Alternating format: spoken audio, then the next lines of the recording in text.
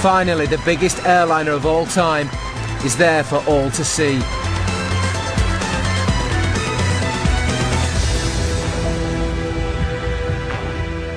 For Charles Champion and everyone else who built the plane, it's a moment to savour.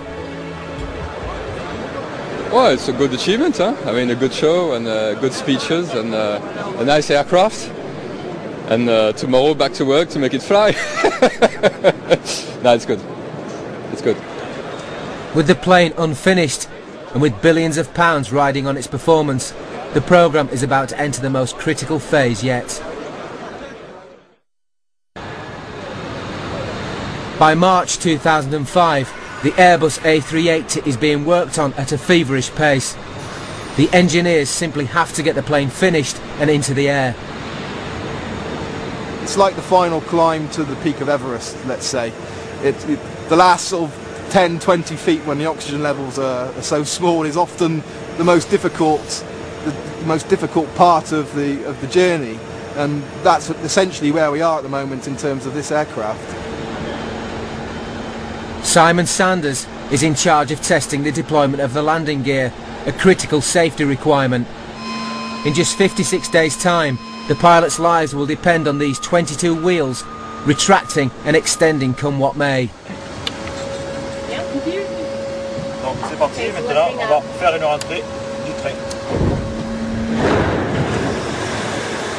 Altogether, the gear weighs the same as 20 family cars and must be lifted into the belly of the plane in just 13 seconds.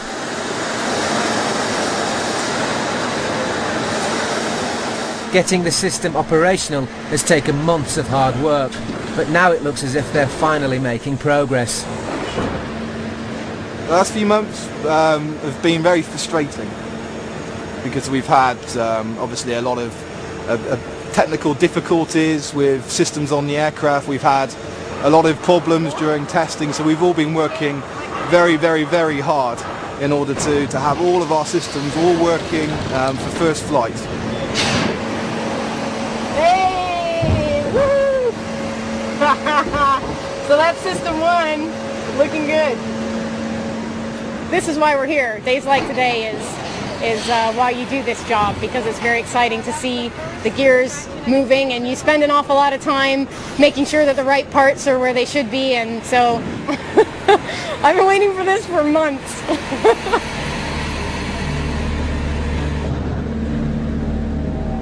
Their last hurdle is to simulate a worst-case scenario. Even if all power was lost during flight, the pilots must still be able to lower the wheels to land. In such an emergency, the gear should fall down under its own weight.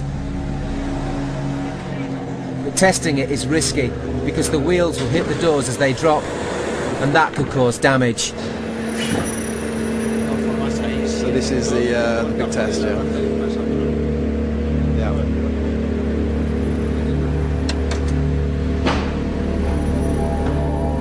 The outer doors begin to open under their own weight. Any second now, the locks that hold the gear up will release.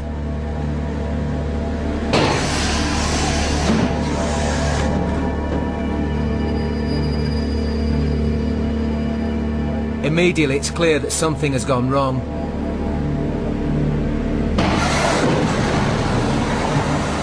Next, the massive six-wheeled main gears deploy. And after a delay of 16 seconds, the jammed outer wheels slip free. It's not a good result.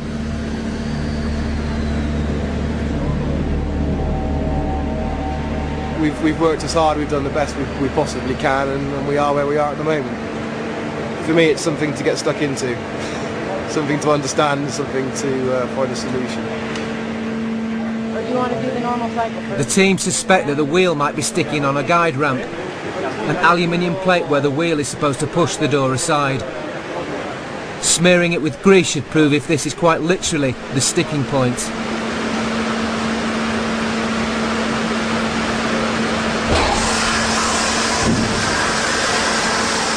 The ramp does seem to be the problem. A permanent solution is needed, and fast. Finding answers to sticky problems is all part of the business. And over in Hamburg, Airbus have been straining to ensure another important system works perfectly. Laid out in this building is a full-size test rig of the waste system for the A380. With up to 20 toilets and around 900 metres of piping, it's a big job. Senel Myrtle and Dennis Kaiser have been hard at work for the last 2 years. We will give you a short demonstration of a toilet flush on the A380. So at first we have to evacuate the toilet system. I can start this, it will get a little bit loud. The toilets work by pumping air out of waste tanks in the rear of the plane, causing a partial vacuum. When a toilet is flushed, air is sucked in to fill the vacuum and the waste is drawn down the pipes into the tanks. In the finished aircraft, these parts are made of titanium to save weight, but here Perspex is used for clarity.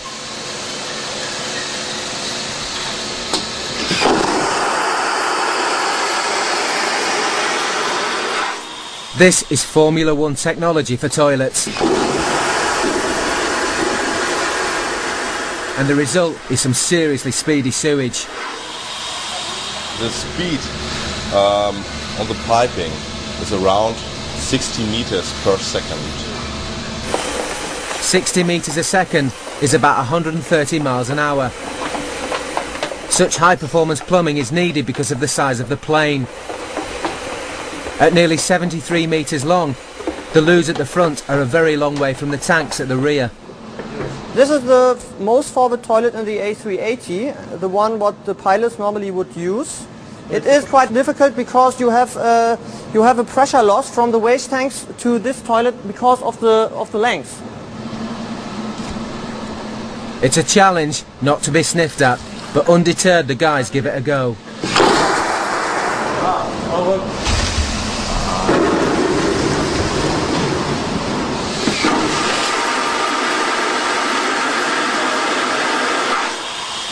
Just seconds later, the waste arrives at the tank, and flushed with success, the engineers bring the A380 another step closer to reality.